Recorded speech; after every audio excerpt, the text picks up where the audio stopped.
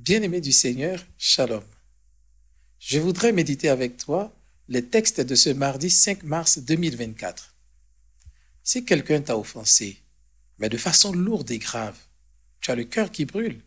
C'est comme si tu es dans le feu. Si quelqu'un t'a offensé de cette façon, quand tu iras prier, qu'est-ce que tu demanderas à Dieu? Et si jamais tu rencontres sur ta route cette personne qui t'a fait mal, et si tu as la possibilité de lui faire payer pour tout ce qu'elle t'a fait endurer, qu'est-ce que tu vas faire? Prenons des exemples. Tu avais ta maison, ton activité, tes biens. À cause de cette personne, tu as tout perdu. Elle t'a fait perdre gros. Ou bien, c'est à cause de cette personne-là que tu as perdu ton enfant. Ou encore, tu as beaucoup aimé et fait confiance à cette personne et elle, en retour, t'a planté un couteau dans le dos. Si le nom de cette personne te vient en tête alors que tu es en prière, qu'est-ce que tu vas demander à Dieu pour cette personne? Il faut qu'on se dise la vérité. On sera facilement porté à demander à Dieu la vengeance. Tu vas demander le malheur pour cette personne. Aujourd'hui, Dieu te dit, c'est vrai que ton cœur brûle, c'est comme si tu es dans le feu. N'oublie pas que toi aussi, tu chauffes mon cœur par tes péchés qui me font mal.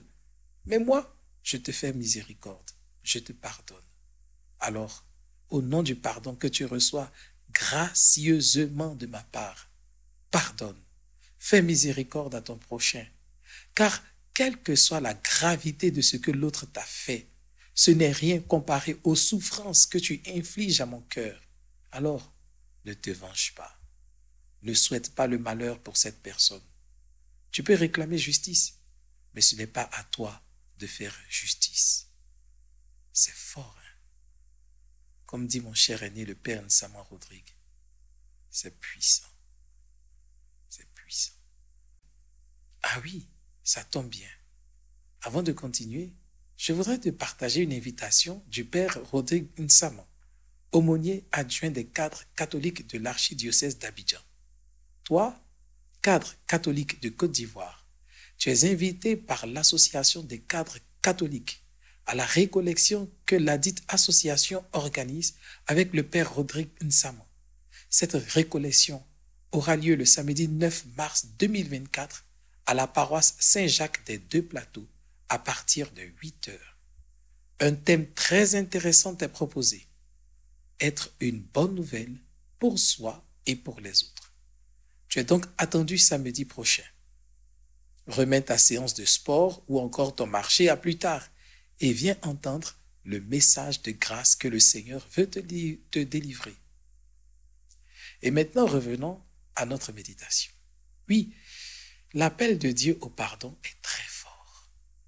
Azarias, au milieu du feu, alors qu'on l'a mis dans la fournaise pour le mettre à mort, Azarias se met à prier.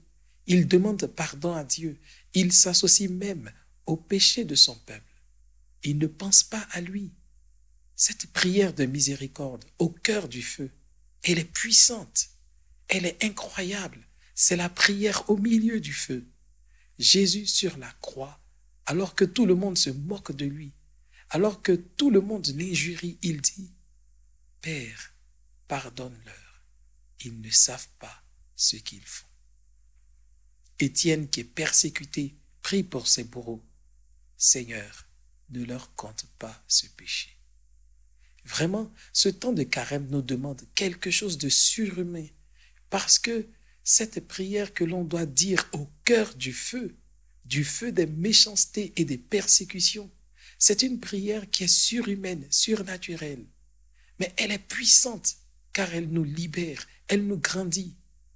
Demandons au Seigneur de ne jamais laisser la colère ni la haine, encore moins la rancœur, prendre le pas dans nos cœurs. Que nos prières soient des prières bienveillantes, que nous ne cherchions jamais la mort de nos ennemis, afin de ne jamais être des loups avec les loups de ce monde, mais des agneaux au milieu des loups. Car nous savons que l'agneau immolé, lui, il a vaincu la mort. Et donc, nous aussi, en nous faisant agneaux au milieu des loups, nous sortirons vainqueurs. Amen. Je t'invite à poursuivre la méditation et à mettre en commentaire ce que la parole de Dieu aura semé dans ton cœur. Tu trouveras le lien des textes dans la description de cette page. Si ce n'est pas encore fait, abonne-toi à ma chaîne et active la cloche pour recevoir mes prochaines publications.